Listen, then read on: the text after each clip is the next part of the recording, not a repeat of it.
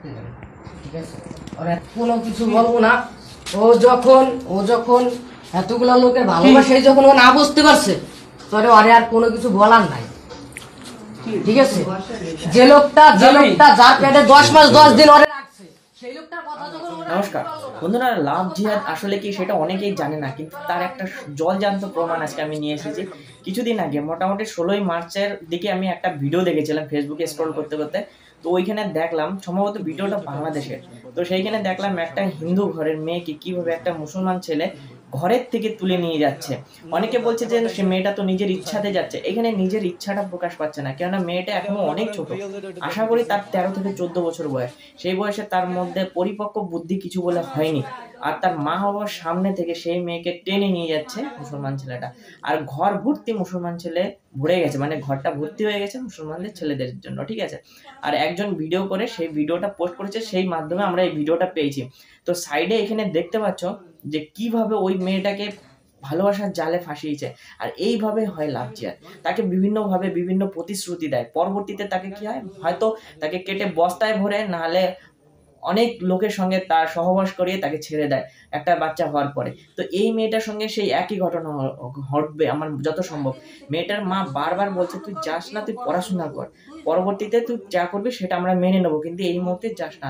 তার মায়ের অনেক করুণ অবস্থা, সঙ্গে তার ঠাকুমা হয়তো সেখানে, তিনি বারবার বলছেন যে এখনো যাস না, তোরা পড়াশোনা কর, পরবর্তীতে তোদের যদি মতামত থাকে আমরা তোদের দুজনকে বিয়ে দিয়ে দেবো, কিন্তু এখন তোরা অনেক ছোট, এখন যাস না। কিন্তু ছেলেটা তার হাতটা ধরে একটাই কথা বলছে, তুই আমার সঙ্গে যাবি কিনা, ঠিক আছে? পাশের ভিডিওটা দেখতে পাচ্ছেন। আর তার বাবাও বলছে যে আজকে তোকে যে 10 মাস 10 দিন গর্ভে ধরেছে তার কথা তুই শুনছি না, তার বিপদে ফেলে চলে যাচ্ছে, তোর কপালে অনেক কষ্ট আছে, ঠিক আছে? স্বাভাবিকভাবে এটা স্বাভাবিক ঘটনা হয়ে থাকে। তো ওই মেয়েটা কারো কথা শুনছে না, আর ওই ছেলেটার হাত ধরে বেরিয়ে যাচ্ছে। এটাকেই বলে লাভ জিহাদ। সে লাভের মানে ভালোবাসার চক্করে এমন ভাবে ফেসেছে, সে ফ্যামিলিকেও ত্যাগ করতে বাধ্য হয়ে যাচ্ছে। তো এই যে হলো প্রতিশ্রুতি, এইগুলোর ছলে যারা পড়েছে মোটামুটি তারা আর দ্বিতীয়বার কোনোদিন বাঁচার আশা করে নেয়। কত মেয়ের খোঁজও পাওয়া যায় না যে তারা আসলে পৃথিবীতে বেঁচে আছে আদৌ নেই, কিছু জানাও যায় না। তো ভিডিওটা দেখো, যদি ভালো হয় তো এটা লাইক করে দেবে। আর এইভাবে কেন এইসব লাভ জিহাদ হচ্ছে সেটার একটু কারণ আছে। আমাদের হিন্দুদের মতে, হিন্দুদের ঘরে এখনো পর্যন্ত ভালো করে সনাতনের শিক্ষা দেওয়া হয় না, যে হিন্দুদের কি করা উচিত, তাদের ভগবান সম্বন্ধে কোনো জ্ঞান দেওয়া হয় না, মুসলমান জাতিটা কেমন তাদের উপরও কোনো কথা বলা হয় না, যার জন্য আজকে এইসব ঘটনাগুলো ঘটতে দেখা যাচ্ছে। তার জন্য সমস্ত হিন্দুদেরকে একই কথা বলা হয় যে নিজের ঘরের ছেলে মেয়েকে সুন্দরভাবে শিক্ষা দাও, আমাদের ধর্ম সম্বন্ধে জ্ঞান দাও, তবেই তারা এই দিকটা বুঝবে, না বুঝলে এইসব ঘটনা আরো বারংবার ঘটতে থাকবে। তো ভিডিওটাতে যে জিনিসটা মর্মান্তিক ভাবে দেখিয়েছে, মানে বোঝা যাচ্ছে একদম রিয়েল, এর মধ্যে কোনো কারচুপি, কোনো এডিটিং কিছু নাই, পুরো ডাইরেক্ট দেখানো হচ্ছে যে বারবার তাকে বারণ করা হচ্ছে, কিন্তু সেই মেয়েটা একবার মায়ের দিকে তাকাচ্ছে, ছেলেটা একটাই কথা বলছে, তুই যদি আমাকে ভালোবাসিস তাহলে আমার সঙ্গে চল।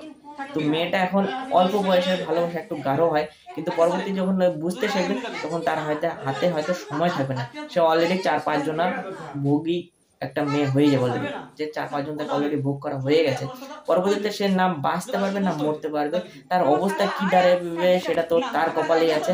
তো ভিডিওটা দেখো আর বুঝে নাও, আর নিজের ঘরের বোনদেরকে, ভাই যেই হোক, তাদেরকে একটু শিক্ষা দেওয়ার চেষ্টা করো যে এদের কাছ থেকে মোটামুটি একটু দূরে থাকা ভালো, আর এদের কোনো ছলচাতুরি কিছুতে যেন আসে না, ঠিক আছে? এরকম ঘটনা যেন আর না ঘটে, এই শিক্ষাটা অন্তত ঘরে বসে বাচ্চাদেরকে দেওয়া উচিত।